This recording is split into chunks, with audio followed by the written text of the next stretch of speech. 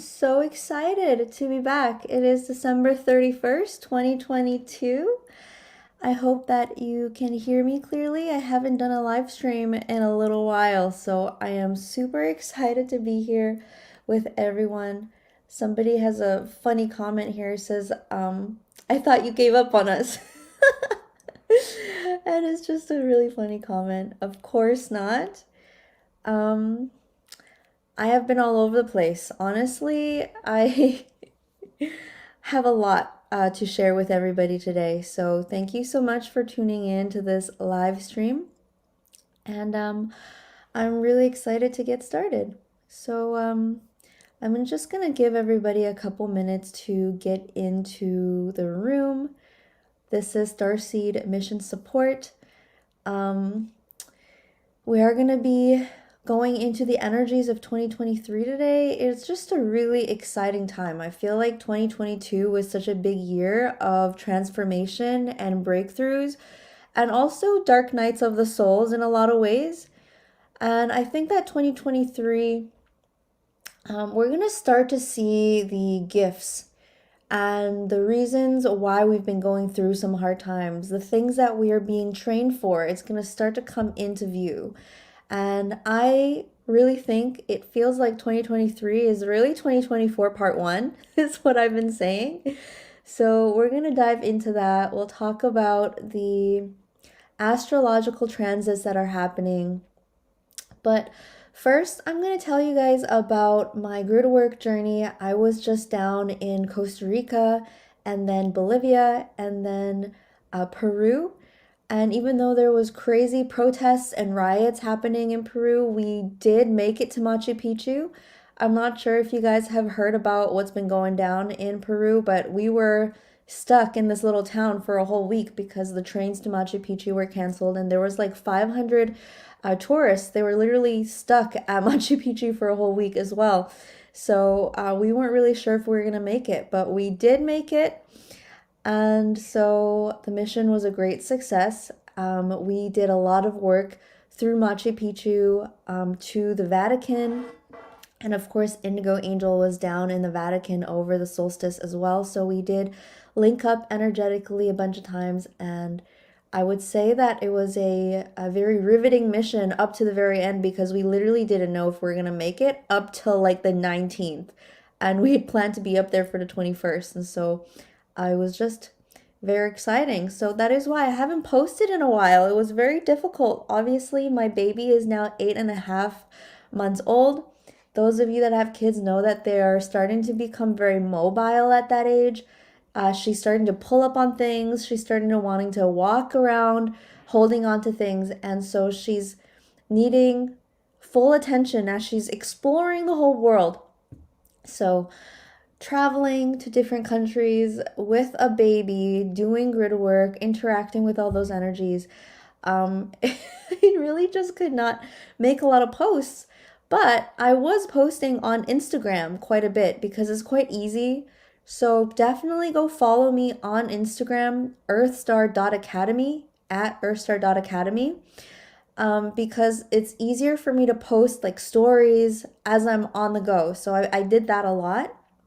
Made a lot of real-time updates over on Instagram. So definitely follow me on there if you are wanting more engagement. But it was very difficult to upload YouTube videos for a while. I definitely missed you guys. 2022, I feel honestly a bit neurotic coming to the end of this year. Again, those of you that are mothers know what it's like. I mean, I feel like our brains literally change, like brain chemistry, the structure of the brain, our thought processes. Yeah, not having enough sleep, and then building, the ESR Academy, everything has left me in a place where I'm feeling a little bit neurotic in a good way. I'm just super tired, but like super excited. I guess is what happens when you're like sleep deprived, but like for a long time, to the point where you get a little crazy. But then in that place, you're kind of on the other side of the veil because you're not like attached to any reality anymore. And then you kind of come in touch with genius a little bit. So that's where I'm at. This is where I'm at. So I miss being with you guys so much. I have some new ideas for this YouTube channel. I really want to bring you guys, more value. I know that these live streams are really fun, but it's really hard to watch the whole thing. I mean, you guys have lives. And I want to bring you guys more informative videos, trainings, specific healings. I want to make, 20-minute videos and I want to upload them a couple times a week. So moving forward, I'm going to try this for a little bit. I'm going to try to make videos that are shorter, that are just more supportive for you, for your lives. And then I'm going to try to do a live stream once a month. So we're going to try this for the first quarter of 2023 and see how it goes. So Starseed Mission Supports are now going to be the first Saturday of every month. Of course, we're doing live calls, multiple times a week inside of the Earthstar Academy on all sorts of stuff. But really, for this YouTube channel, I want to just be a little bit more structured. I mean, like most of my videos, you can barely see my face because it's so grainy. So, one of my big goals for 2023 is to get more professional with my content making because obviously I have a lot of great content. It's just really hard for people to find the great content. So much of these live streams, there's so much good stuff in there, but like for somebody that's just coming to the channel, it's a little bit overwhelming just to hear me talk at them for like 2 hours. So those are the changes that we'll be trying. We'll be trying that out on this YouTube channel. Again, if you want to follow my Instagram, I'm posting more just like chill stories. I'm posting every day on there, just the updates that are going on. My elimination communication journey with my baby is going great. She hasn't really pooped in her diaper for like a couple months. I think we've had like 1 or 2 accidents. So she's 8.5 months. She literally looked me in the eyeballs and said poo poo the other day. Like she needs to go poop. I know, those of you that don't have kids, you might be weirded out by the poop talk, but 8.5 months is pretty early for a baby to be asking to be taken to the potty. I mean, a lot of kids are still in their diapers until they're 2 years old. So we're pretty excited about those things that are happening in my life. That's a great W. That's a great victory. I think that that's one of my greatest achievements this year is supporting Kara in her process of becoming an astute human being. So welcome everybody to this 2023 energy report. First, I'm going to tell everybody about my Gridwork journey because I feel like everything that I experienced was a preview. Like we had so many initiations, crazy stuff was happening all over the place. And as we were going through these things as a family, I can't help but feel like it was a little preview of what was about to happen for the next year, the next 5 years, because it really feels like planet Earth has been literally heating up with all these solar energy, solar codes, solar activity that's just riling everything up, preparing us for massive transformation. And we know that we have point A, which is where humanity is at right now. And we have point B, which is what we're all trying to create, heaven on earth. This new earth where everyone is happy and creatively fulfilled, and we're all living in this proverbial heaven on earth. And if that's point B, then it means that so many things are going to have to transform in order for that to materialize as a 3D reality. How we educate our children, how we go about our energy creation, like power, electricity, how we make money, how we support civilizations, government systems, all of the things. Every facet of civilization is going to have to transform in order for this entirely new system operation to be installed. And so I feel like, the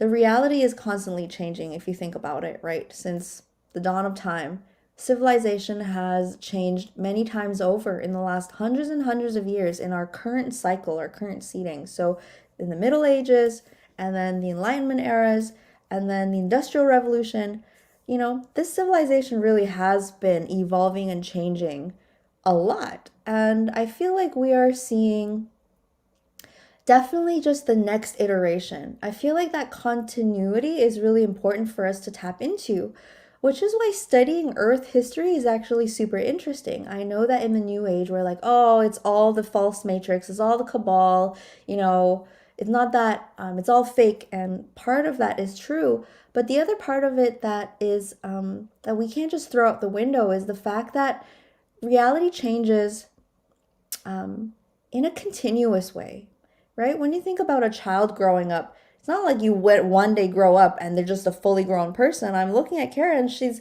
making incremental changes every single day. And then all of a sudden, I think I blink and she's a big baby.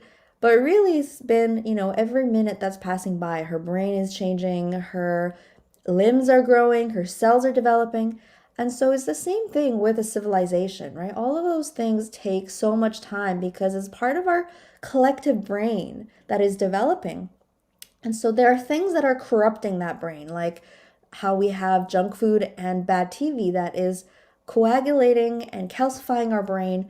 Same thing is happening on the collective level, where certain programs like religions and institutions, they're stunting the proper growth, the proper crystallization, the proper evolution of humanity. And yet, that continuous process of evolution is how reality changes. And this is really important for us to pay attention to because it really gives a lot of power to the individual cells and what the cells are capable of in as far as impacting the rest of the society. And that by that, I really mean us, the individuals, the human beings. We are each a cell of the human civilization. And if we realize that God or fortune favors the bold, or those who are crazy enough to change the world are the ones that do, right? The chosen ones are the ones who choose.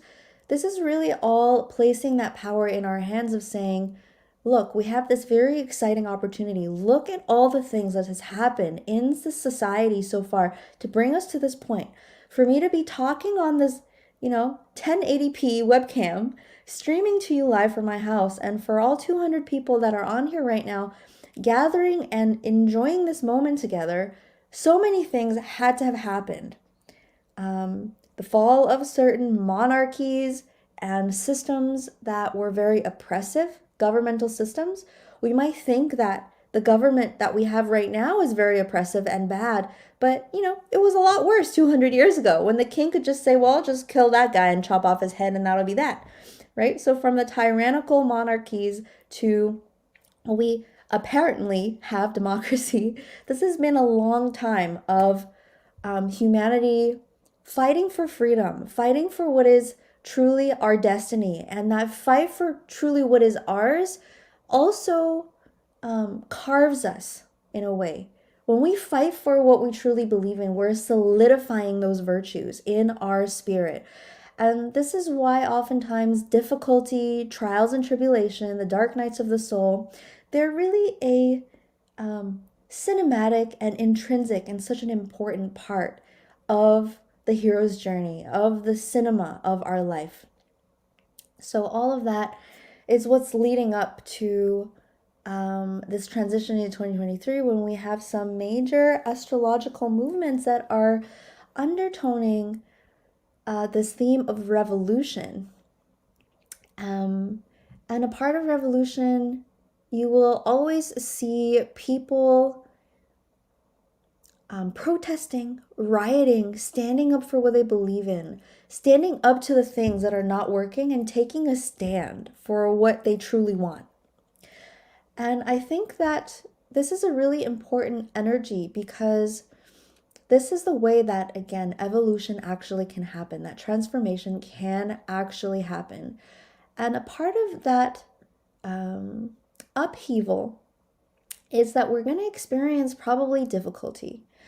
And by we, I mean a humanity, and I think a lot of light workers will be experiencing almost a different timeline. And this is where the bifurcation will get really interesting. So I experienced this a lot on my trip, where I felt like there were two simultaneous realities unfolding. There was what the masses was experiencing, and then there was almost like this magic carpet that would come out of nowhere and sweep me into this energy stream that would take me. It was like everybody was trapped in Machu Picchu and they were trying to get away. They were trying to get out. They were trying to get home. They were stuck there. They couldn't wait to get away from Machu Picchu. And here I was trying to get in there when, gosh, everybody's trying to get out of this country.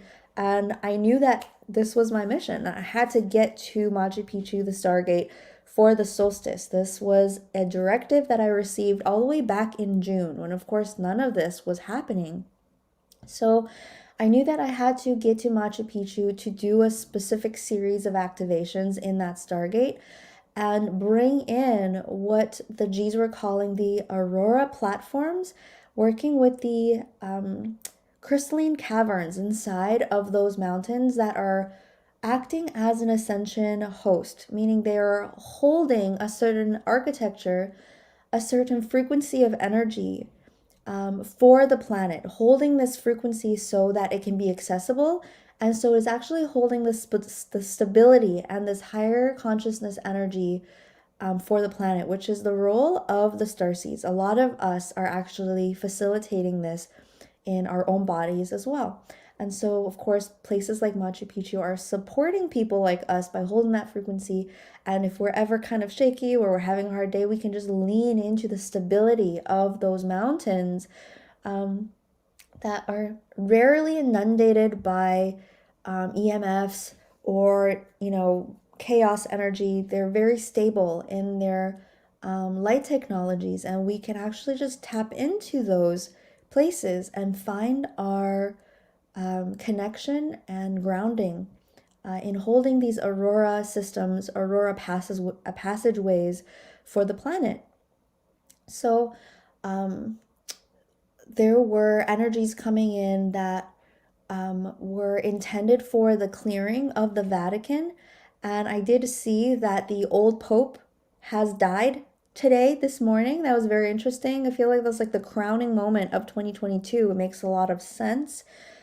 He was 95 years old, so definitely probably died of old age. I didn't look too much into it. I received a couple of messages this morning, people telling me that the old Pope, this is not the current Pope, but the Pope before, he indeed has transitioned. Of course, energetically on a collective consciousness level, we are seeing this resolution of an old consciousness because I have personal friends that have personally met this current Pope and say that he has been interested in plant medicine and things like that.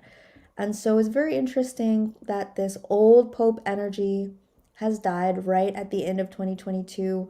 This is kind of what we were clearing out through the Machu Picchu Vatican ceremonies. It was really intense because the Vatican is literally holding so much. When you think about this planetary civilization, there are a few religions that are holding the spiritual pillars. I think the Dalai Lama is one of these characters that hold a lot of spiritual power. When people think about like the spiritual hierarchy on earth, they might think the Dalai Lama is one of the most spiritually powerful representatives on the planet, and they might think that the Pope is another one of these people. So on a collective planetary civilization kind of perspective, the Vatican is holding that position in the collective consciousness, even though we know that it's the inversion, right?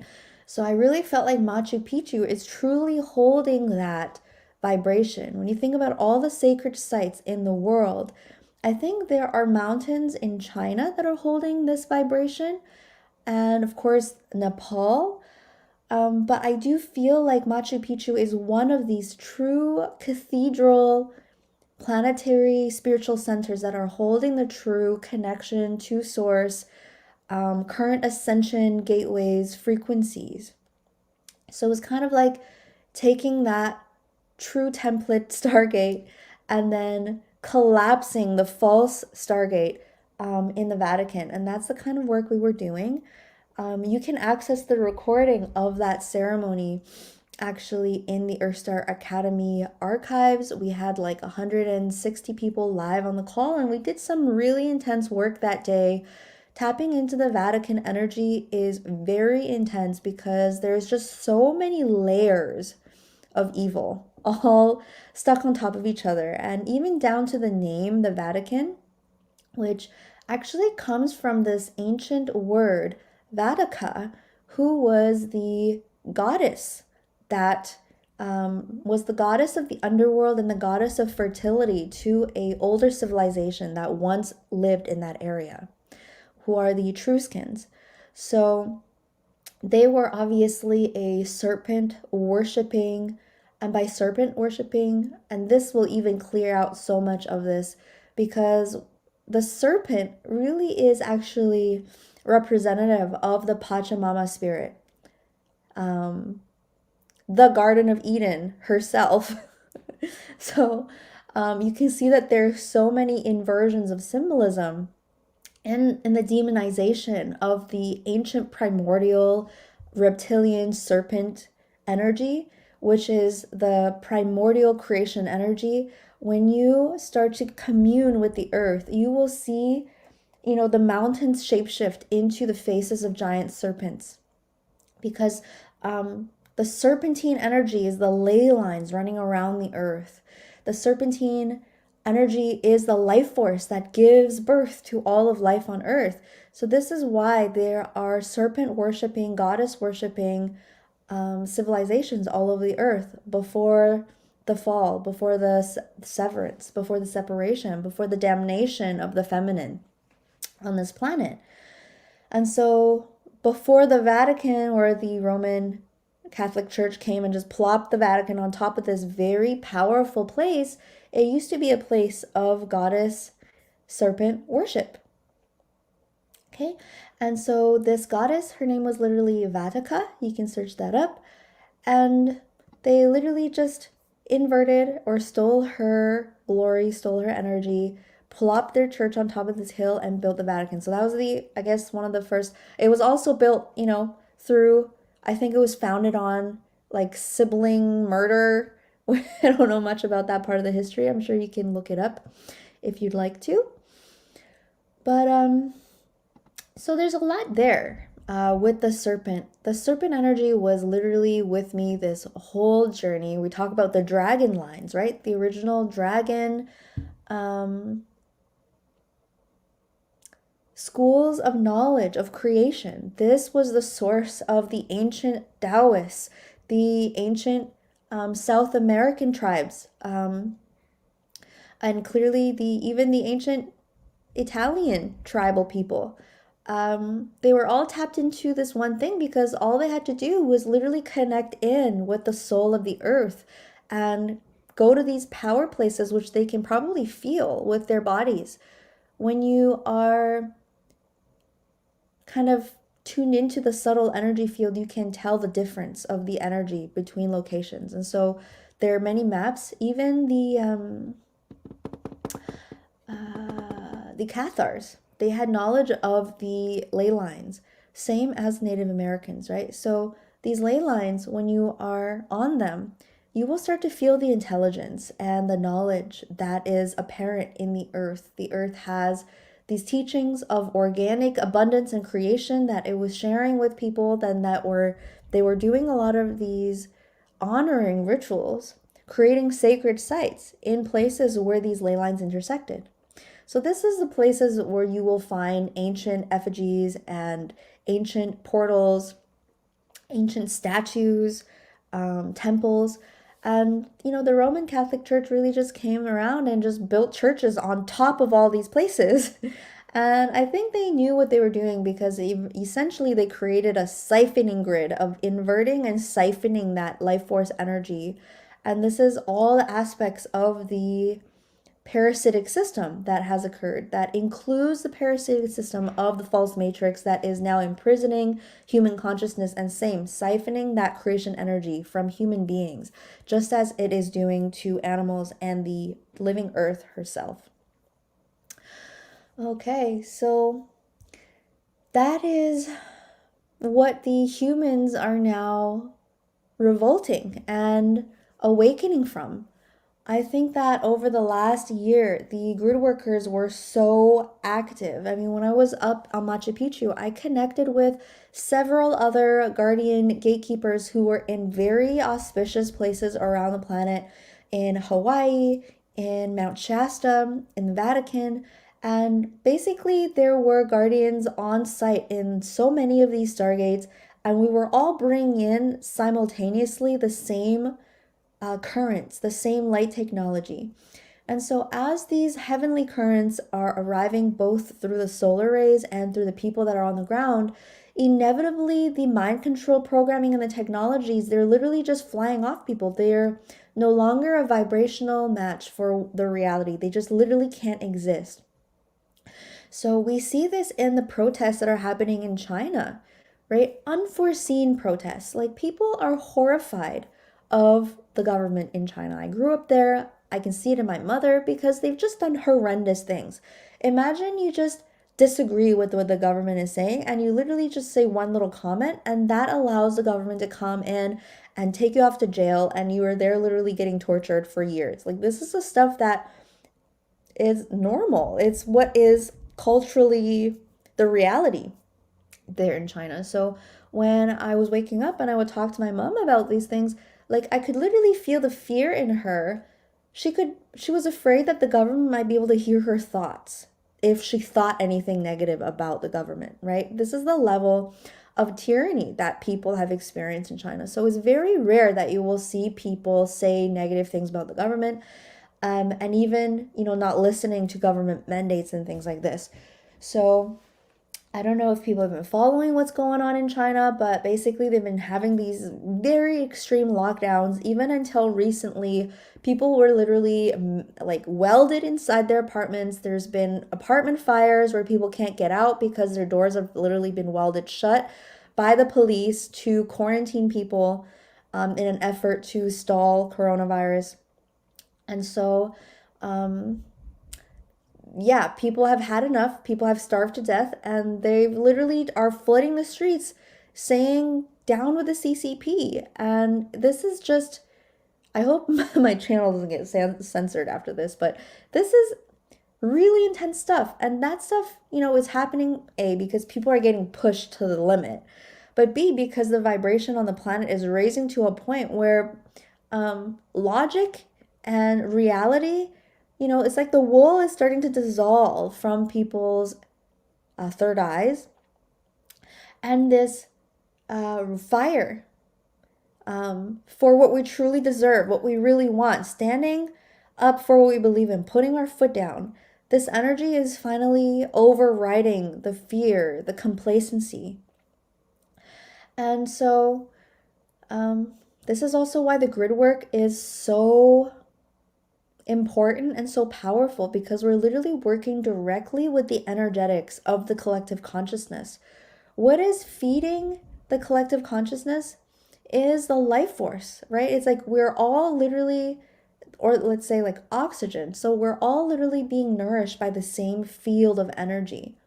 And so when we work with the earth energy and we remove these negative wormholes and we're clearing the grids and we're installing new consciousness, that is getting dispersed to every single person on the planet through the gateway systems. And of course, the way that you do high level grid work is by amplifying and turning your own DNA on so that you're creating higher levels of creation energy, consciousness energy. So you can be a very powerful transmitter, transducer, conduit, acupuncture needle, right? The more crystalline your field, the higher level missions you're going to be given, because they're literally using your channel as an insertion site, as an anchoring site, as a stability site for what is happening on a planetary level. So, of course, as multidimensional beings, we can work in all of these different realms. And so the grid work is one of these realms, and then building physical, practical solutions that people can take and make use of in real life is another one of those facets of the reality. So, okay. So we landed in Peru on December 12th, I think. Let's just see if that was a Monday. Yeah, so December 12th, on the 12/12. And this is a Monday. And what happened was we were flying in from Bolivia. So we landed in Lima. And then in the Lima airport, we had like a 5-hour layover. So we're just sitting there waiting for the airplane. The airport is an absolute zoo, okay? And then all of a sudden on the TV, of course, we don't understand Spanish that much, but I just see like state of emergency. And their, I guess, vice president had just been named president. And she was declaring a state of emergency because of this mass riots that had started happening, because just the day before, their president was arrested and put in jail. And that president, I'm going to go out on a limb and say he probably was not like a New World Order puppet. He was probably, because the people love him a lot because he was like a rural school teacher, which a lot of people associate with, right? There are a lot of poverty in Peru, a lot of farmers, people that are living on the outskirts, the Aboriginals. They really connected with this president. Now, Congress apparently has been trying to get this president out. People think that Congress is super corrupted. I bet the Congress was trying to get this president out. So the president tried to dissolve Congress, and they basically arrested him and put him in jail. And then that's why people started protesting, because they wanted their old president back, or they wanted the option to vote for a new president. And the government, the vice president who was sworn in as president, and the Congress just would not allow this. Now, I have never seen any protests like this, because they were putting boulders the size of people and tree trunks that are taller than me into the roads, right? All between the cities, there were these giant boulders. Machu Picchu is Peru's, one of Peru's highest income earners, right, through tourism. I think they make like $6 million a year alone from Machu Picchu. So people were putting these giant boulders on the train tracks. They broke the train tracks and threw parts of it in the river. I mean, people were very angry. And so literally hours after that, we were able to fly to Cusco.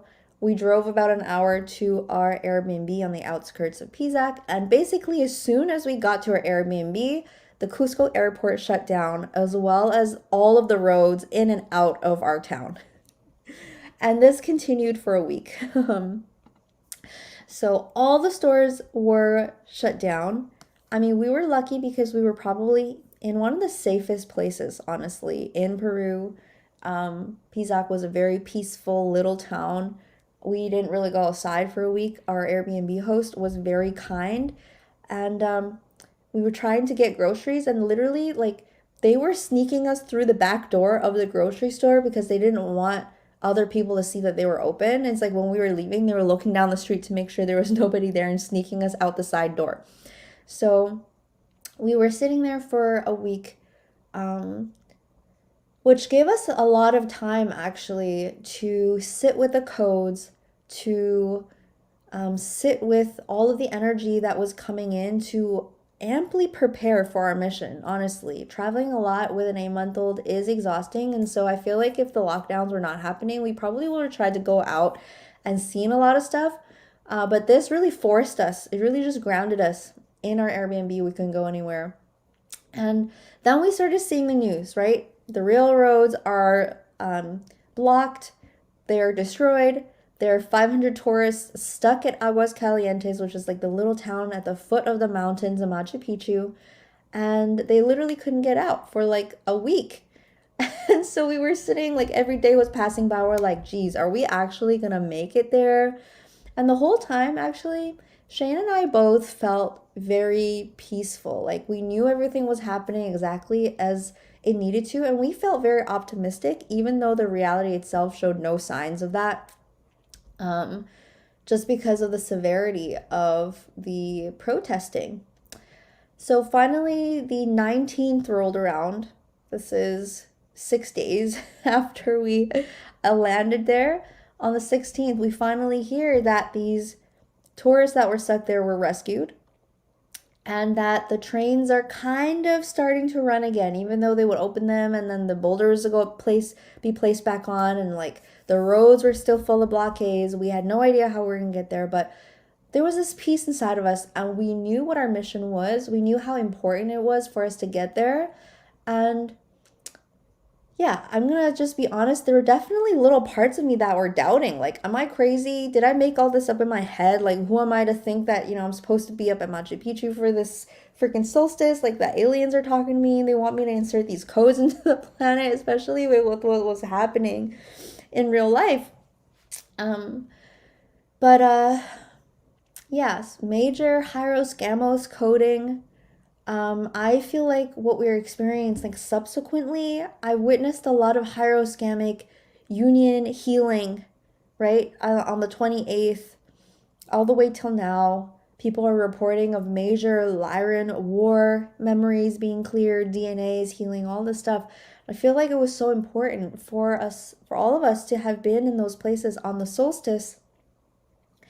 Um, Finally, night of the 19th, we text our Airbnb guy asking if we can get out. He finds us this wizard of wizard of a taxi driver, and it literally took us 3 hours, what regularly would have been an hour drive, to get to Olen Tetambo, where the train leaves for Machu Picchu. And on our way there, we literally had to like bribe people and move things off the road. I mean, Shane was getting out of the car and moving giant boulders off the street so that we could drive around these blockades so we could get to where we were going. And then everything that could have gone wrong did, but then was immediately resolved. I mean, it literally felt like we had this laser focus. We needed to go to this place, and then because of our faith, we trusted in God and our directive so much. Because, like, at any point, we could have just been like, okay, it's time. Maybe we should go home. Maybe this is dangerous. Maybe, this is not the right time. Maybe, like, we're just crazy. Maybe we should just not do this. But every single time, what felt the most true in our hearts was that we needed to be on that mountain. It was important for our personal growth and also literally for the energy planetary grid systems for the next 10 years. Like, what was happening was really, really, really important. And if God was willing for this to happen, then there was going to be a way. And so literally we were stopped like 10 times on our drive to this town. And every single time it was like the sea just parted. Rocks were taken off the road. Drunk people were bribed. Whatever needed to happen, it happened. And then finally we get to the train station. It's the 20th now. The next morning we're at the train station. And of course, in the morning, they're like, sorry, we're not sure when the train's going to leave. The protesters are back. They placed the rocks on the train tracks. And we looked at each other and we're like, no, we're leaving. Like, we have to get there. So we were just going to sit there and wait. And within like half an hour, the lady came out and was like, yeah, so everything's good. The train's leaving in half an hour. And we just looked at each other like, like you think about giant rocks on railways, right? Like, protesters being there, like negotiations were just happening and God was just creating a way. We get on the train, we get to Aguas Calientes, and we couldn't believe we were there, right? It was the solstice the next day. We literally had no idea if we're gonna make it this whole week, and finally we're there. And the next morning, we go to the bus station to go up to the mountain, and we realize that I didn't have a bus ticket. And anyway, apparently I have invisibility cloaks, and somehow it just got on the bus. Of course, people were like, Shane had his bus ticket on his phone, and the lady was looking at bus tickets, so he was just showing his bus ticket, and he exited the app, opened the app again, and showed his ticket again. And next thing I know, we were all on the bus. So finally, we are up on the mountain. It's the solstice. The energy is crazy and there's nobody there. Okay? There was maybe 2 busfuls of people up on Machu Picchu. We felt like we literally had the place to ourselves. And I feel like that was a major part of it. Because normally Machu Picchu allows like 500 people up to the top. And you have to understand, when we got there, people couldn't even buy a ticket to go up there because the lady that is head of this program quit as, I guess, part of the protest. So people couldn't even buy a ticket to go up on the day we were going up there. And we, of course, had our ticket from months ago for that date. And it just all worked out so unbelievably beyond our wildest imagination that we were up there. I had 3 good hours with the mountain with barely anyone around me. Shane actually hiked up to one of the highest peaks called Huayna Picchu, which is impossible to do with a baby. I was able to do that hike years ago. So he went up there. He was bringing in some major, original masculine architecture, which was really coming in to overwrite both the false king of tyranny genetic coding as well as the trauma that incurred, because so many of us now have resistance towards our inner masculine energy, right? Like even in society, we're like, oh, masculinity is toxic, or any sign of masculinity is really under attack. So the original true masculine templating, he was just bringing it through the top of Huayna Picchu while I was down in the valley working with kind of more the crystalline caverns. Shane literally shaved his head at the top of the mountain. He had a great time. He said he shapeshifted into an eagle. So overall, that mission, we were so elated just to have made it. I feel like we just went through so many moments of doubt and intensity, and really feeling like there were 2 timelines or 2 realities that were playing out. And this is one of the signs of the bifurcation, right? I feel like this is an energy that is going to go into 2023 and even beyond, because a lot of people are going to be waking up. There's this funny meme going around where there's 2 little girls, and one little girl's like puking in the toilet and the other little girl's like holding its hair. And so I feel like it's going to be like people that have woken up already. We've already gone through that dark night of the soul. Like the last 10 years, like if you're awake right now, you already went through the holy crap, I was poisoned since the time I was born. And you had to pick yourself up, find the strength to continue living and to purify yourself and to devote yourself to a spiritual path so you can make it out of that, darkness. So I feel like for many of us, we are finally peeking our heads up into the clouds and landing in our higher timeline, landing in our true soul's essence, landing in the gifts that we left ourselves in the core of our soul before we incarnated down here. Our gifts, our genius, our ideas, our businesses, our offerings, our creativity, all of those things. We've excavated ourselves so much that we're finally coming in touch with ourselves. And for the next 2 years, we're going to be continuing to do that, right? While the collective is going to be waking up, and the circumstance under which the collective wakes up may be turbulent. And we can't really change that. Sometimes turbulence and chaos, I always vote for the most peaceful timeline possible when we're voting for timelines upstairs. I'm never the one to say, okay, let's just have major cataclysms and whatever. So I think there's going to be minor cataclysms. And by cataclysm, I really just mean they're really going to be cataclysms of the soul. Like when people find out more about the cabal and more about the human trafficking, they are going to be devastated.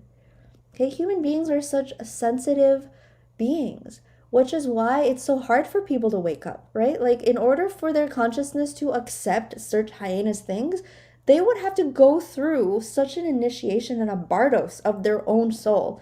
And that is a very painful thing. So it's much easier to just reject those things, but it's going to be so obvious at some point that they're not going to be able to reject it anymore.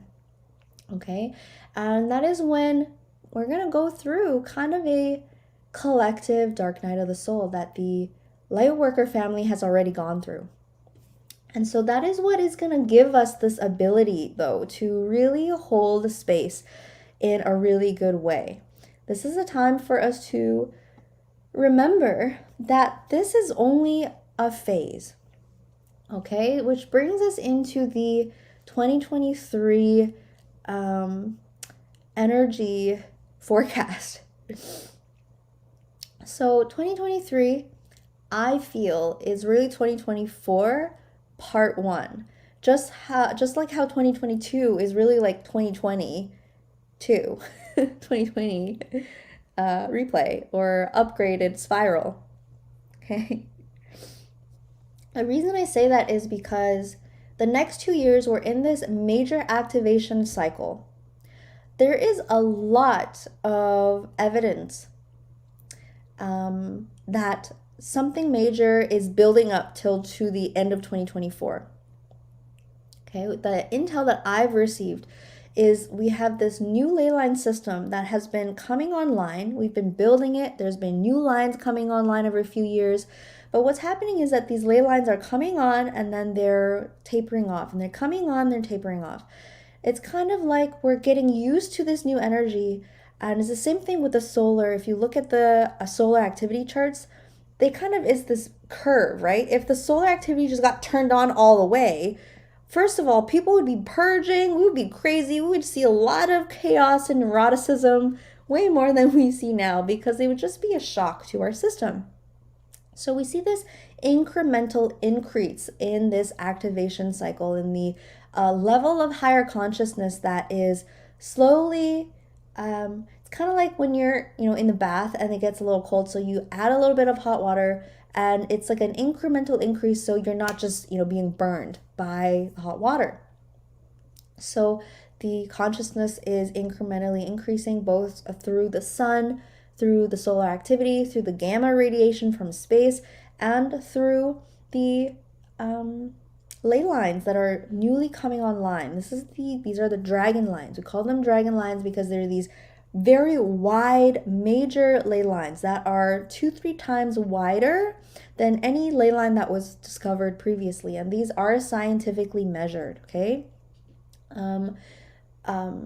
so yep, we've been discovering these new ley lines that are massive. They call them dragon lines because, again, of that massive crystalline serpentine Mother Earth energy. They are the biggest, they have the highest influence on human consciousness. And many of them are activated by cosmic energy. They're impacted by cosmic energy. You can see these lines interact, and they maybe increase in size or amplitude when they interact with certain stellar alignments or solar activity. It's very interesting. It's very scientific. So you can find more of that scientific work. Somebody amazing that's doing that work, his name is Rory Duff. I think you can find his little handbook called like Earth Ley Line Systems or something. I mean, this man spent 30 somewhat years dowsing and scientifically discovering ley lines. He's got a very high success record because he has a 100% success rate in finding underground water through dowsing. So very successful scientific researcher of these things. He actually is the official discoverer of these dragon lines. And when I first found his book last year, so for many years I've been working on this one dragon line that goes across the United States. Those of you that have been following my work for a while, you know that I did these 2 Gridwork tours 2 years in a row working on this new dragon line that was across the US. Of course, when I found this book, there it was in the book. I was like, wow, this is so weird to be scientifically validated in that way. So we've had a couple of conversations, and we both came to this conclusion on our own. Me, more just working with the energetics of the earth, and him more measuring scientifically the velocity of which these lines are coming on. We both independently arrived at this conclusion that these dragon lines are going to come online completely at the end of 2024. And again, the reason why this happens is so that people are not just totally overwhelmed and there's absolute chaos ensues, is so that people are getting a little bit taste of this higher energy, a little bit of this higher energy, and then eventually we get used to it and we can sustain this energy continuously. Now, once the grids come online continuously, forever, once the grid systems come online completely, this will then incur a planetary awakening all on its own. So you think once the grids come online, it's going to constantly be feeding people this vibration and this level of consciousness. We're such a small piece of the earth, right? Do you really think that these TVs and the 5G towers, that they're going to be able to amplify a frequency that is more impactful than these dragon lines that are all around the earth that are so wide and high in amplitude? No chance. It's going to become the highest overriding frequency wave of consciousness, right? And so, 20 the end of 2024, a major awakening is going to happen. So this is also seen in the astrology because Pluto is a planet that deeply represents the primordial collective consciousness or collective subconscious, as though deep ocean of consciousness. Okay, and so Pluto, when Pluto changes signs, it is kind of a big deal because, okay, Pluto runs around the sun in kind of an elliptical, so it's an oval. So it spends a different amount of time in each sign. So the last time Pluto changed signs was back in 2008, which is when I started high school, I believe. Okay. So, I mean, I feel like that was really the time when I was first waking up because I had depression and I had all these health issues, and that's what led me into discovering the healthcare system is absolutely not pro-human, and that's what led to the rest of my awakening. So I invite you to think back to what was going on in your life in 2008. And if there are common themes and issues and lessons, patterns that you've been dealing with since that time. So understanding that, as Pluto is transiting out of Capricorn and into Aquarius, where it will be for the next 20 years, we look back and realize, okay, first of all, it takes 248 years for Pluto to make its way around the entire astrological system. Okay, 250 years is about the age of America. So we know that America is going through their Pluto return at the moment. And I feel like America is really a symbol of modern civilization. Okay, the reason why I feel that way is because I feel like the democratic system of America was a major timeline stamp on the collective consciousness of the planet. Of course, this was also the time of the French Revolution, which of course is a huge part of this as well. So what we're seeing is that 250 years ago, we had the French Revolution, we saw the Enlightenment, we saw the Industrial Revolution. Human consciousness was changed forever. Okay, this is when we really started utilizing our consciousness to create technologies that was lifting humanity out of an entire way of existing, which is to say we're creating more. Okay, I feel like everything in society is evolving towards humans moving into our creative destiny, which is to say this ability to live out a life that is a reflection of our true divine source. I don't think that anyone's purpose is to work at Tim Hortons, okay, for 40 hours a week, which some people have to do right now. I don't think that it's in anyone's creative destiny or highest destiny to work in, a factory or be a construction worker, but we need those things to be done in a certain phase of our building a civilization. So it's concurrent. As the consciousness is increasing on the planet, we are building certain pieces because, again, we're all one. We're one super organism, right? One planet, just like an ant colony. Really think about this in a macro way. So 250 years ago, when Pluto was going into Aquarius, the last time Pluto was going to Aquarius, we saw this massive revolution or transformation of human civilization from, more uncivilized and tyrannical. Hygiene was different, the roads were different, transportation was different, everything was at a lower efficiency, a lower capability, okay? And we saw then the Industrial Revolution. As Pluto went into Aquarius, we saw the French Revolution, we saw the establishment of the American Constitution, which spoke about human rights. Now, We understand that 250 years ago, this iteration is not perfect, okay? We're not saying that everything about America was, perfect, but I think sometimes this new age brain virus makes us go, oh, everything's the cabal or everything's evil, nothing is. And it's like, okay, that's just not how reality works. When you look at civilization 500 years ago, the American Constitution, as it was in the consciousness 250 years ago, was revolutionary. Is it perfect? No. Does it still enslave people? Yes. Is it hijacked at this point? Absolutely.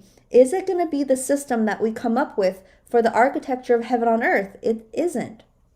But compared to the rest of the world, and in our grand evolutionary journey, it was truly revolutionary for the establishment and the focus on human freedom, which allowed for humans to actually move into a higher level of genius and creativity. Okay? So that's what happened the last time Pluto came into Aquarius, and Pluto is about to go into Aquarius again. It is actually going to move into Aquarius, I believe, in March, but don't quote me on that. But it's not going to stay in Aquarius. It's going to kind of move back into Capricorn and kind of do this kind of wobble until 2024.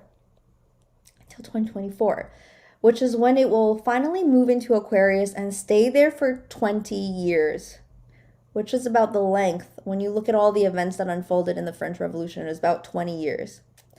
This is really significant because I'm always asking you guys to think about the long range vision, right? New Earth is not going to happen in a day, just like humans didn't evolve, civilization in a day. We've really been hacking away at intelligence, at building of civilization, building of possibility, building of creative potential for hundreds and hundreds of years. It just so happens that we're living in truly an auspicious time where so much of this revolutionary fire can happen. Okay, so we're thinking about new ways that Aquarius is very much about the intellect, about consciousness, about technology. It's a very Atlantean or a high Atlantean energy where we use our intellect to create technologies that are, when it's in alignment, supportive of life, supportive and in honor of making life better for all of creation. That's the energy that it's supposed to be. Of course, in the tyrannical, fallen architecture, it becomes, tyranny and control and using technology to enslave people and all that stuff. But in its highest consciousness, it is realizing that technology is meant to help humanity in a way that, I think about, I'm able to make this amazing music. I think about all the music that I love. Well, it could not have been made without guitars or pianos or, these days with computers, right? Thinking about how when we're in the cave days and there's all these petrographs, well, now you have Procreate on your iPad, and the paintings that people are able to create on that, it's incomparable. It's a whole different octave of creative consciousness than the cave paintings, right? And so we're heading into another phase of massive consciousness. It's jumping an octave. Pluto is jumping an octave of consciousness into building new technologies that will bring us into heaven on earth. Essentially, we're graduating into this planetary civilization. Now, there's a couple things that are happening here. Obviously, there are people that are trying to direct the timeline a certain way, and these beings have been meddling with the trajectory of humanity for a long time.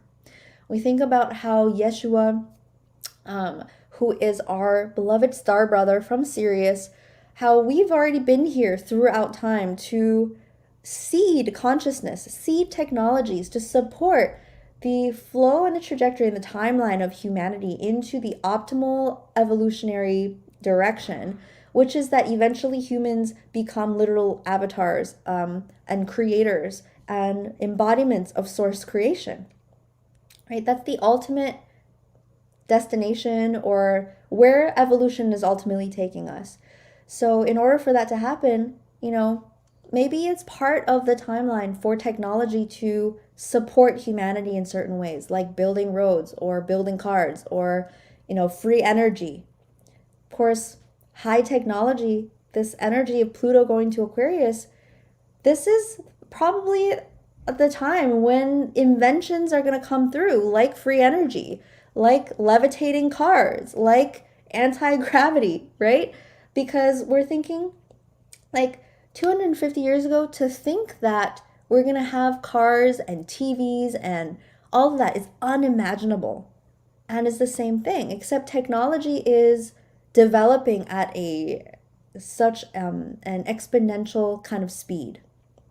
So the next 20 years, by the end of this 20 years, we are going to see an entirely different civilization just based on what kind of support humans are going to have to really live in their highest potential, to have the freedom to be able to express what is inside of them, to actually fully discover the creativity and the uniqueness that is inside of our souls, which at this point on earth is really still a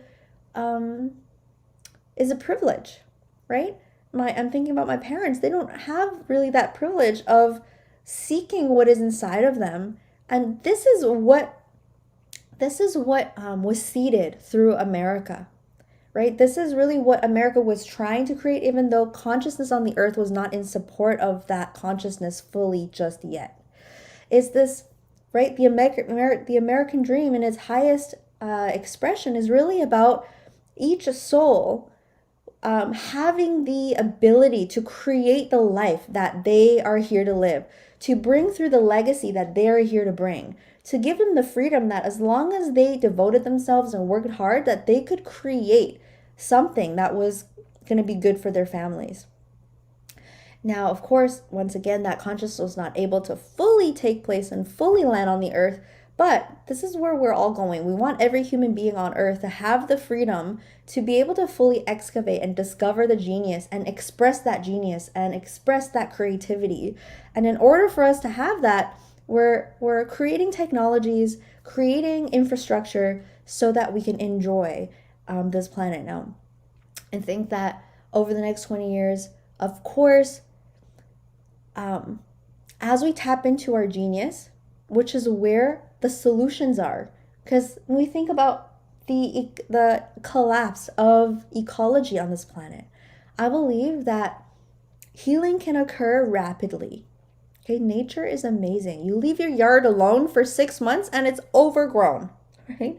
So I believe in the next, couple of years, 20 years, new technologies are going to come through. New solutions and systems are going to come through. And this is basically our job, right? And this is why I don't like to sit around and think, oh, is that person, like, for example, a very hot topic these days is Elon. They're like, is Elon evil? Is Elon not evil? Who the heck cares? I mean, I think that there's a lot of things that we can look up to as far as Elon, and he's someone that, has built a massive system that is changing the world. You don't like him? Great.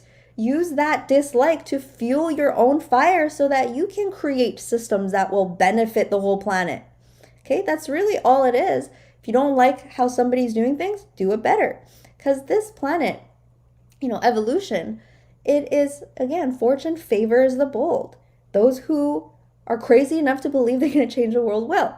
And these are the starseeds, right? We have to start believing in the power that is within us. Realizing that because we're here, this changes everything. All right? Looking outwards at how the world is going is missing the numerical component that you exist. Okay, you're the wild card. When you start to come online and channel genius, literally the prophecies of living creation will begin to manifest, and it will require for us all to come into that. And here's the other thing is that, if you're watching this, if you have a technology that you're watching this on right now, then you are probably a part of the 1% or the most lucky or privileged people on this planet. Meaning you're the one that is capable of finding a way to fulfilling your dream, fulfilling your soul's highest destiny, bringing through creational genius. This is all available to you. All you have to do is realize that, you know, you can, and you can triangulate through figuring out what you're passionate about, what you love about the world, what you want to devote your time and energy to, and really building your skills so that you can truly bring value and bring benefit, benevolence into the world. Okay, so I think that we have this next 2 years.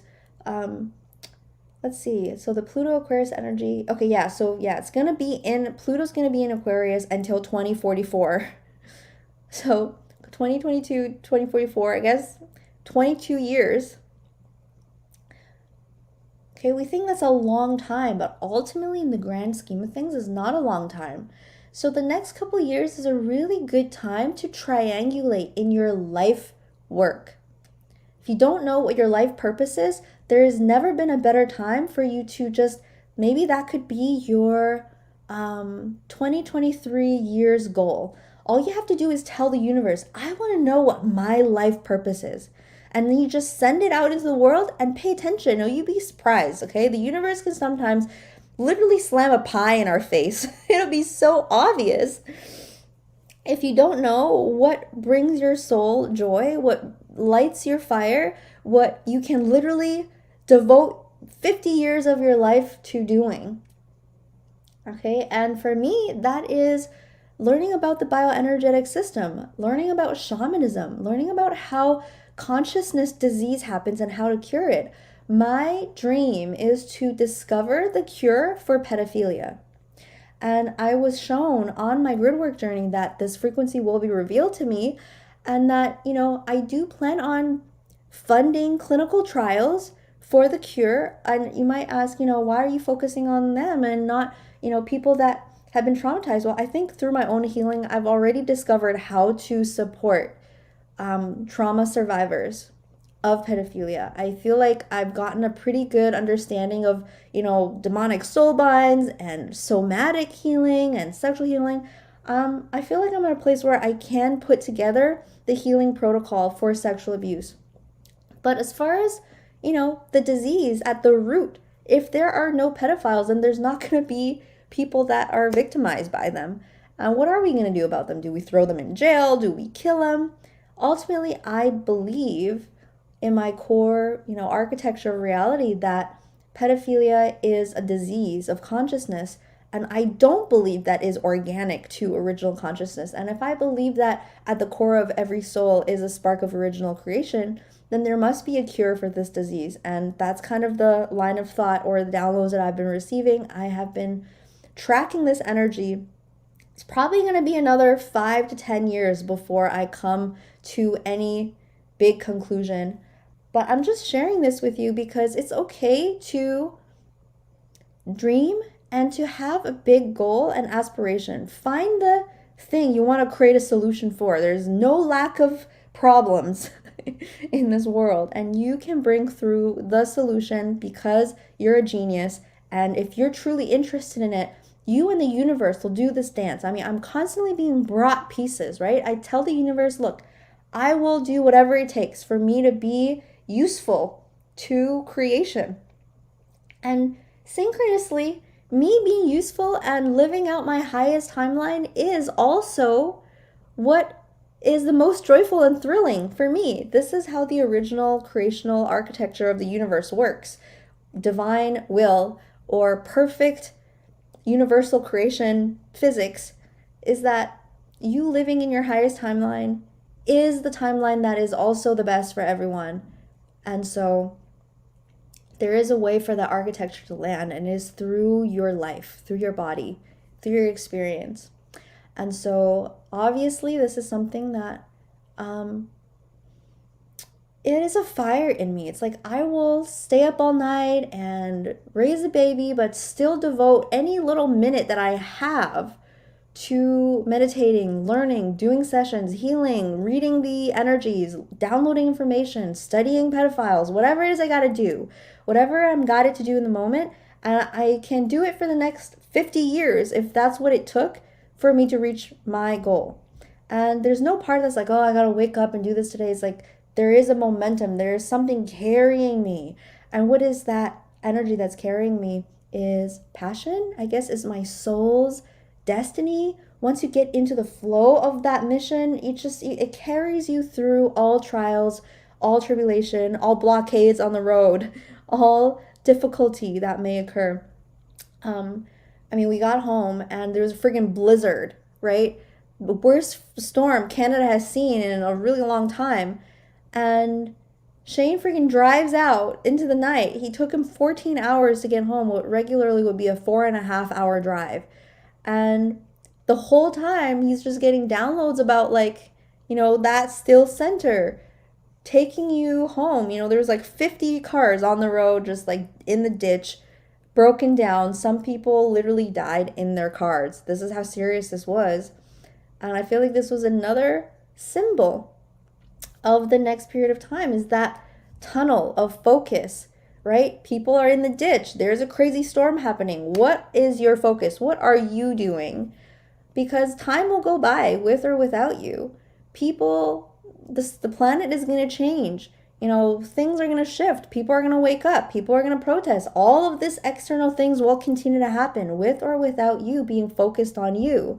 So what are you doing with your life force, with your time? What are you doing to evolve yourself to fulfill your soul's destiny? And when you make that decision to move to your destiny, all of the universe literally comes and supports you in that process. Okay, so the next thing that is happening is that Saturn is transiting into Pisces this year as well. It's very interesting because the Pluto-Saturn moon, there's something happening with that trinity of stellar bodies. And last October, or this October, we saw the Christic reclamation of the moon.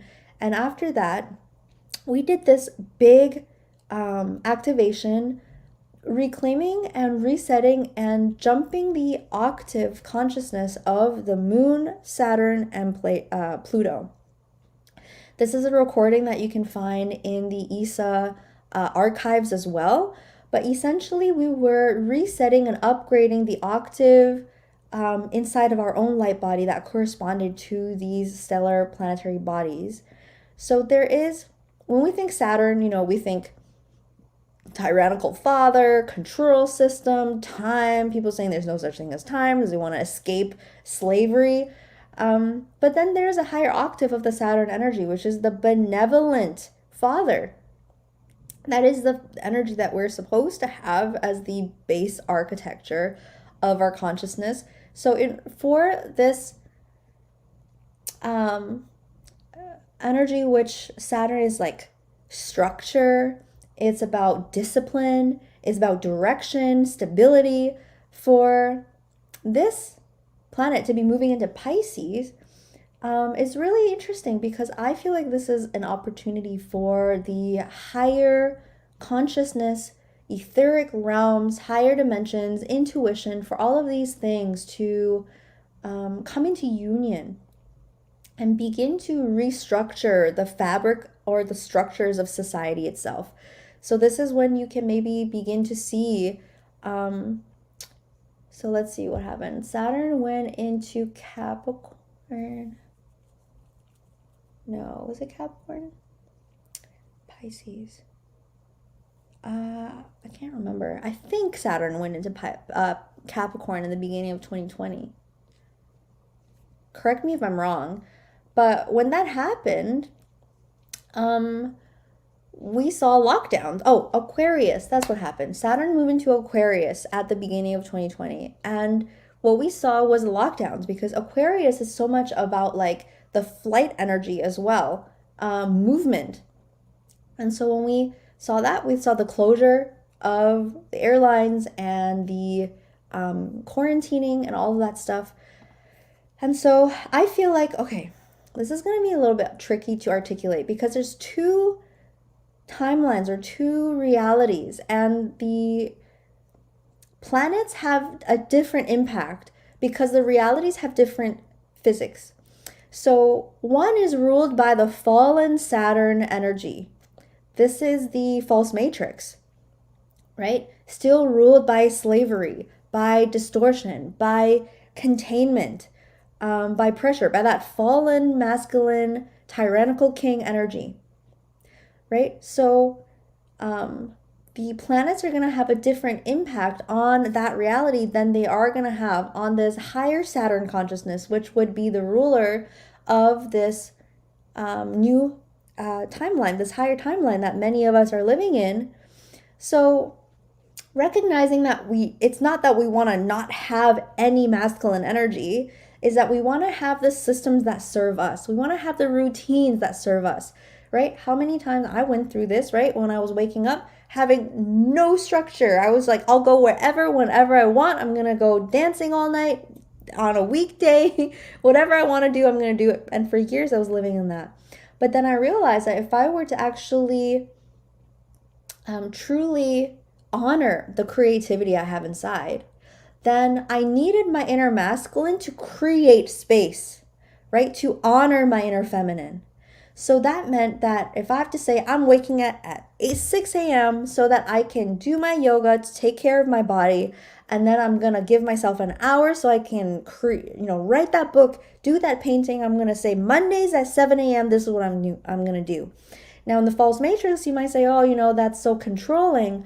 But we realize that in the higher emanation of the divine masculine energy, that is the highest expression of honor, actually.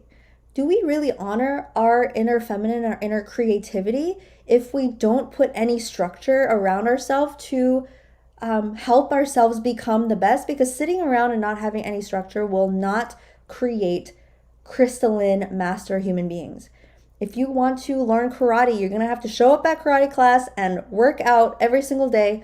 And over time, you get better at it. You get better at it, right? No painter became an amazing painter because they want to be a painter but never paint. So I think that this is about restructuring the guiding forces of our structure. Are we putting structure in our lives because we're enslaving ourselves, we're trading ourselves for money because we, are scared when we're in scarcity and we feel like we want to be liked by others? Or are we putting structure around ourselves because that's a form of love? We're actually loving ourselves by saying, you know what? I believe in myself enough.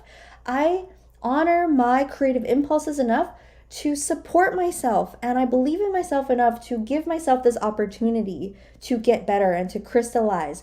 So our Saturn is being guided, right, by the artistic, by the intuitive. And this is how we begin to embrace that, new masculine architecture in our system. And then another interesting transit is Jupiter is going into Taurus, and this is all it all works together so beautifully because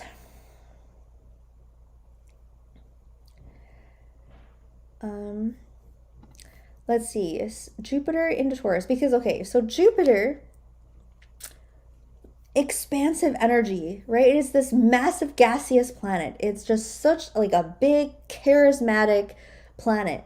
And for it to go into Taurus, I feel like this is saying this is a year where we can take our big ideas, and if we can somehow bring this Piscean energy into the Saturn, into the masculine, into the practical, then we have the capability to really begin to bring in this abundance from our highest joy, from our luck. And luck is really being in alignment with ourself.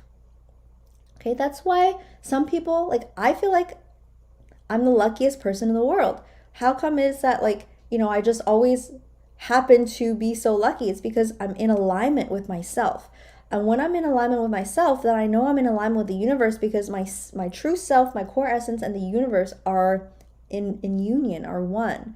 So this is a great year for us to launch that business, right? But guided by discipline, guided by practicality. Even though we're building from a place of creativity and inspiration and intuition, still balancing and containing ourselves in that true king energy, true discipline, mastery.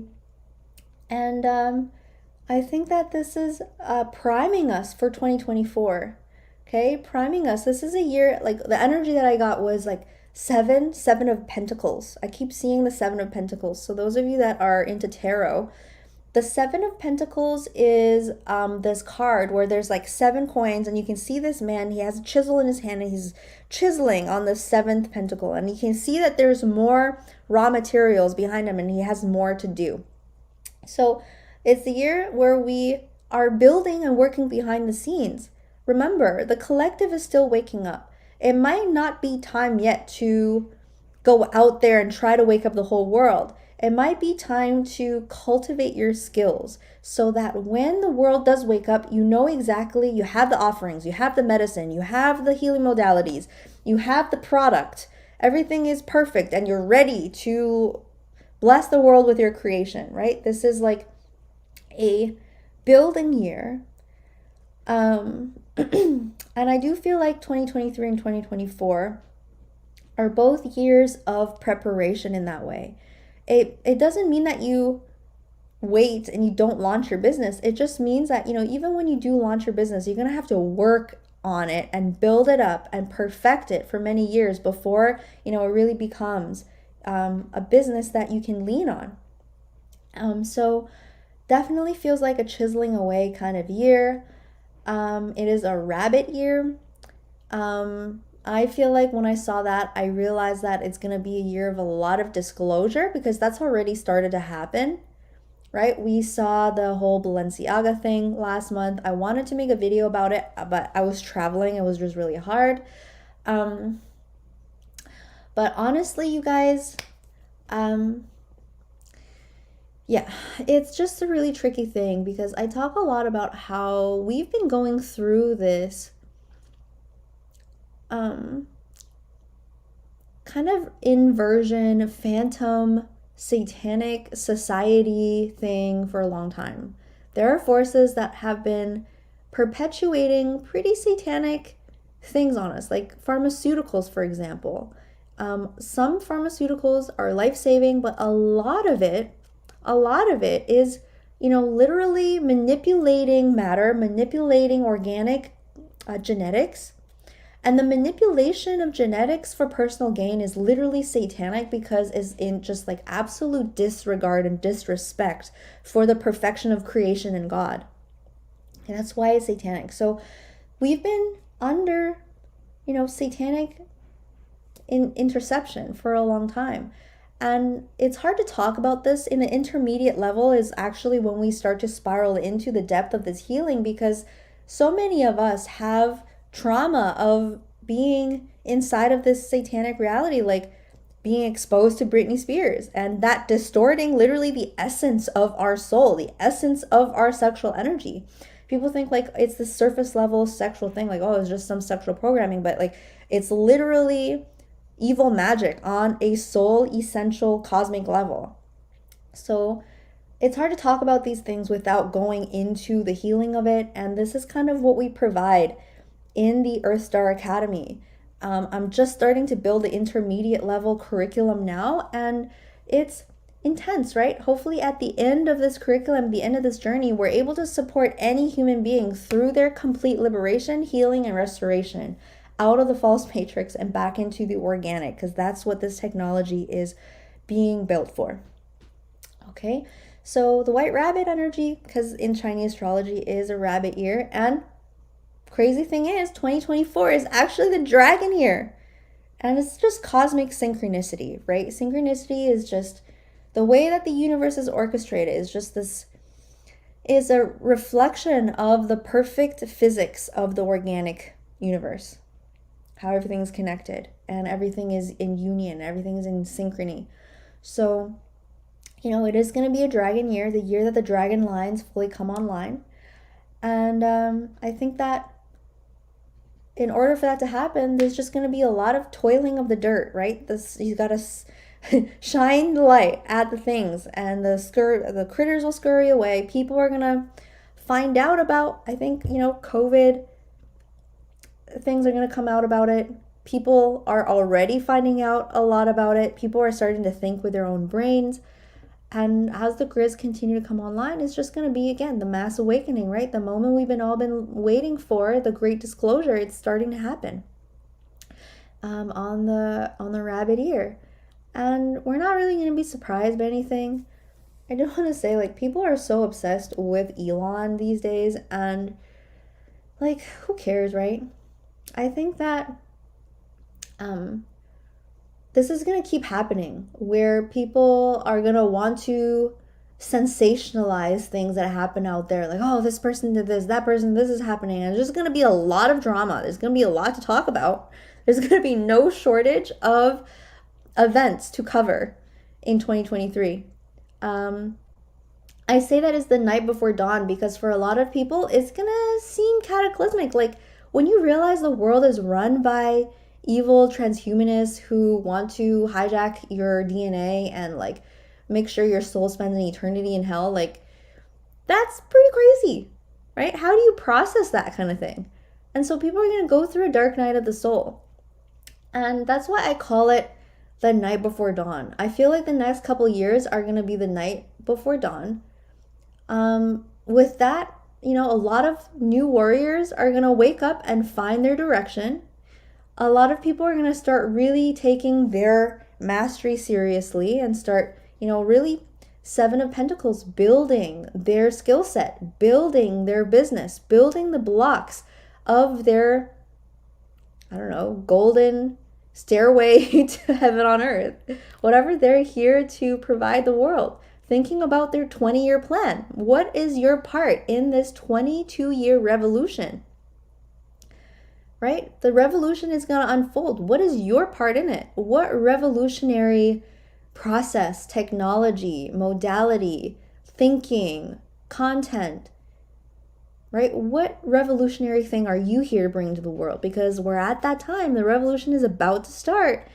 And this is the most exciting thing. That's why we came down here. We came down here to be part of this revolution.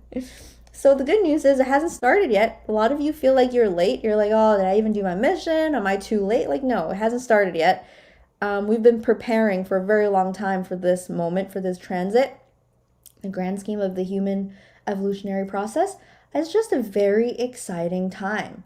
Very exciting time. If you know how to maximize your own creational energy and stay inside of your own flow of momentum, because it's about what you are bringing to the revolution. It's not about what Elon is doing. Elon's doing his own thing, right? People love to talk about other people who are doing things. Some people make it their whole life to talk about other people who are doing things. Like, oh, this person's not doing a good job and that person's not doing a good job. Well, what are you doing? And you'll find that the people that talk the most about what other people are doing are the people that are often doing the least. Don't be that person, because it's sad. That person has so much potential and genius inside of them that is not tapped. And I just think that's the greatest tragedy in any human life, is that genius, that divine creativity inside of us are being not, honored through devotion, through crystallization, through practice. And if anyone pisses you off about how they're doing things, just do it better. That's what I say. Just do it better. Do a better job. Do a better job than me. Do a better job than everyone. It's not about competition, because it's ultimately, it benefits us all for you to be the best at what you do. Okay. So on that note, let's see here. I want to talk a little bit about the Valley Forge of the Soul. So many of you know that Valley Forge is this major battle that happened during the American Revolution. And the reason why it's important is because there was a moment in that war when the American troops realized that they were disorganized, that they did not have the skills, and they were just getting pummeled by Britain. Okay? And they were not winning the war. But they knew that they needed to win this war because people deserve freedom. And they believed in this reality where people have human rights, that they don't get taxed out the wazoo, that they can, if they had this purpose in their heart, that they can go and achieve it. Okay? So I'm bringing this in because I feel like we're at that moment in the war for human freedom, is that a lot of light workers were waking up and we're realizing we don't have the skills. We are not organized. We don't have the resources. Okay? And what happened during Valley Forge is that for a 6 to 8 months period in the frozen cold, these soldiers got organized and they got training and they got their shit together. Okay? And it was a very difficult period of time. I mean, they trained really hard. They froze their butts off for the freedom of humanity, for evolution, because they wanted to carry forward this creative spirit in their soul to make the planet better for all future generations. And this is really so inspiring, right? Who cares about the other parts? Like, we want to take the best pieces of history and learn from them. Okay, it's very important. Just to say, oh, it's all fake history and it's all the cabal and not paying any attention, you miss out on the wisdom, miss out on the stories. Take what resonates, take what's essential, and leave the rest. So, Valley Forge of the Soul. I feel like this is the next 2 years where we're like, holy crap, shit is real on this planet and we need to get skilled.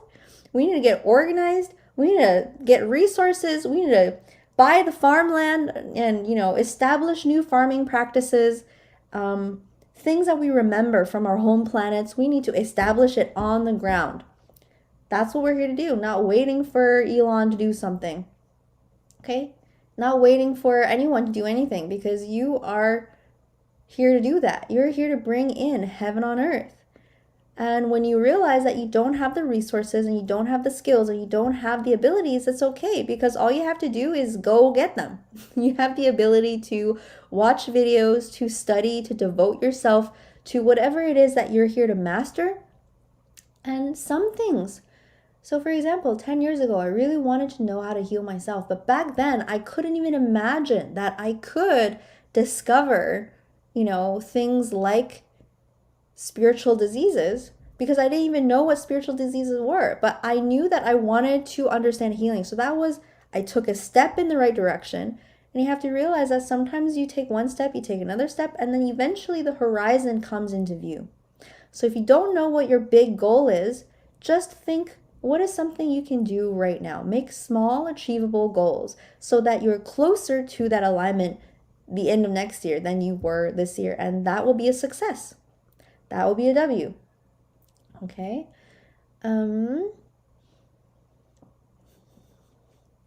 So, series of years here. I say this is a Valley Forge of the Soul. Valley Forge of the Soul is also the dark night of the soul. Because the dark night of the soul is you're lost. You're in agony. You see all this pain in the world. And what the heck am I supposed to do about it? I can't even brush my teeth. I'm so depressed.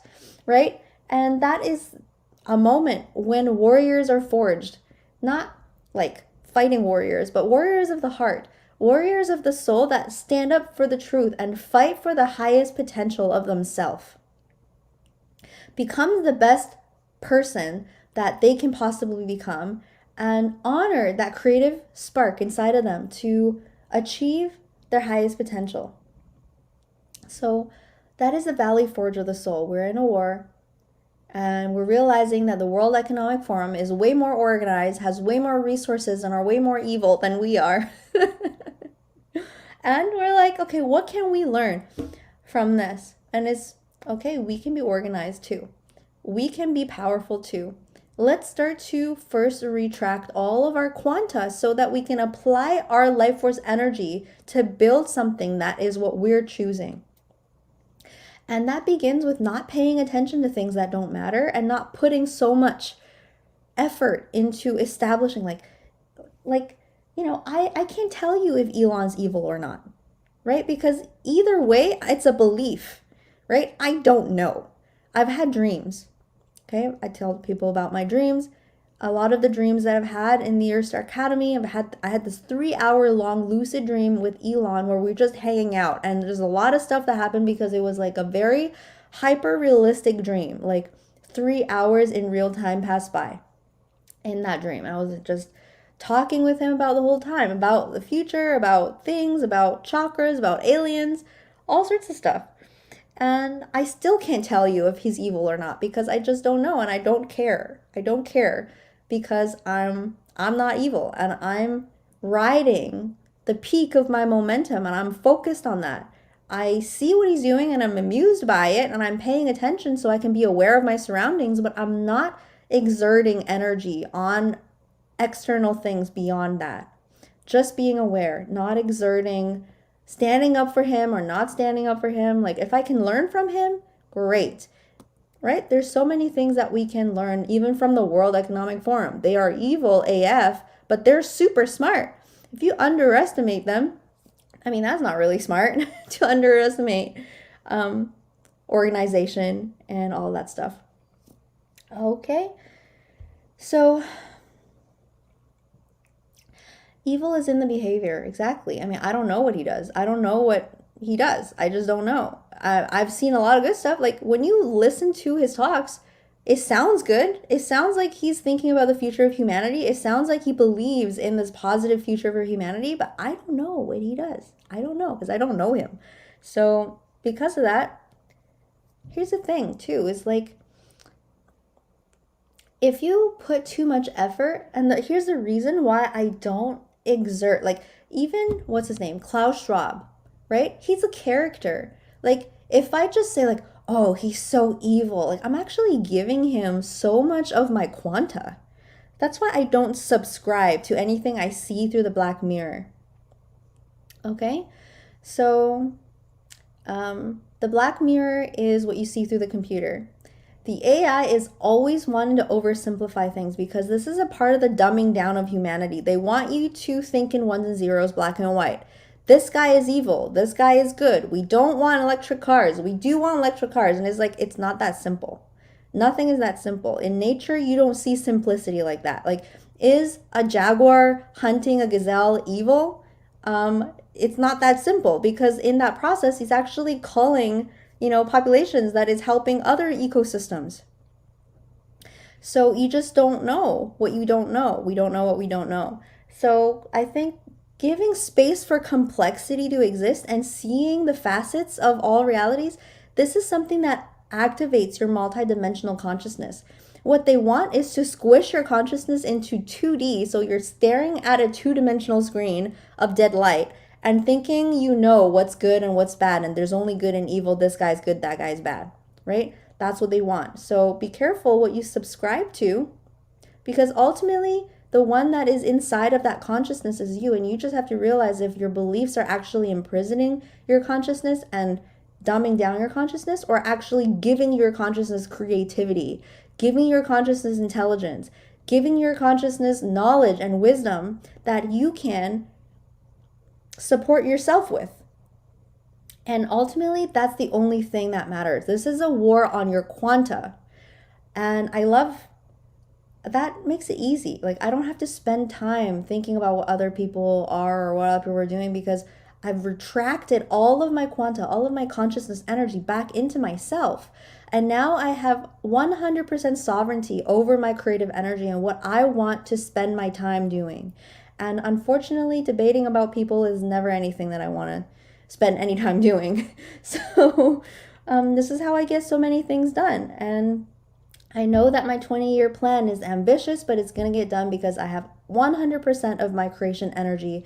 And that is what we support in the Earthstar Academy, in retracting all of our consciousness quanta and building the life of our own highest embodiment, highest potential, highest creative expression for the benefit of all of creation.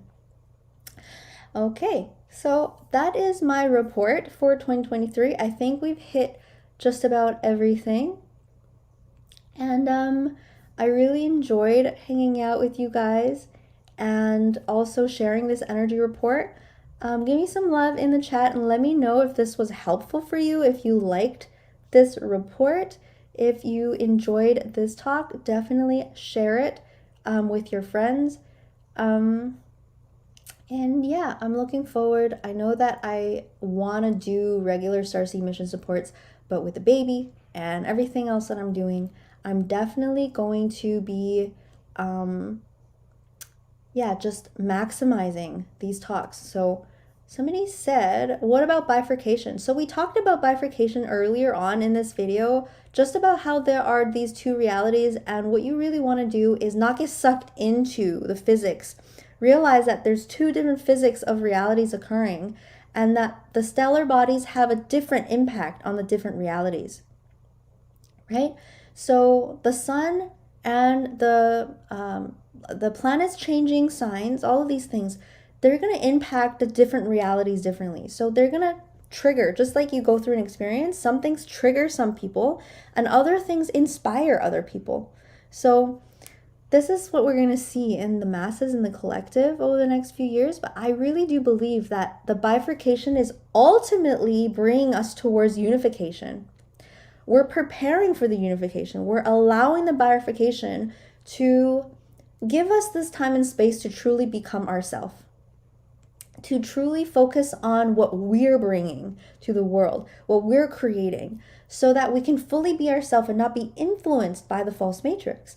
And then in a couple of years, when the planetary grids totally come online, we're going to see this reunification, because now all of a sudden, everything that we've been working on, we're going to be sharing with the masses.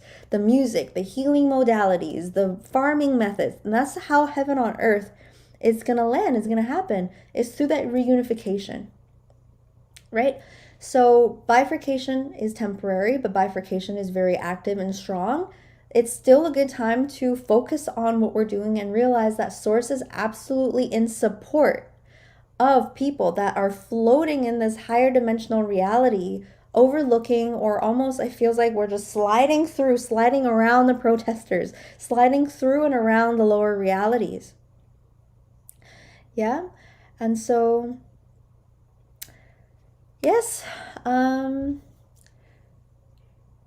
I think that this is a very comforting energy, knowing that we still have 2 years to get ready. 2 years to get ready, to work on our skills, to build our skills. If you want to start a business, if you want to be a healer, if you want to do all these things, you got 2 years to build yourself, build your skills. And then, the grids are going to be in support of these kinds of methodologies reaching the masses. And I think this is ISA is built in conjunction with these timelines, right? 2024 is the end of 2024 is our goal for completing our own platform. We're going to have, our own Gridwork map. It's going to kind of almost be like an Airbnb, but Ascension hub exchanges, home exchanges for grid workers, field notes. We're going to have all sorts of stuff on our own website. It's going to take time for this to be built. It's going to be built hopefully by the end of 2024, and it's going to be ready for the next wave of awakening. So I'll be in the background chiseling away in my 7 of Pentacles, and I hope that you all come and join me. We just support each other. We help each other, we train, we work hard, and we have fun, changing the world and stuff. So I hope you come join me at the Earthstar Academy. Is www.earthstar.academy. And on that note, I will see you guys next week, because next Saturday will be the first Saturday of January, and I'll probably start uploading YouTube videos after that. Okay, I love you guys so much, and I'll see you guys next weekend. Bye for now.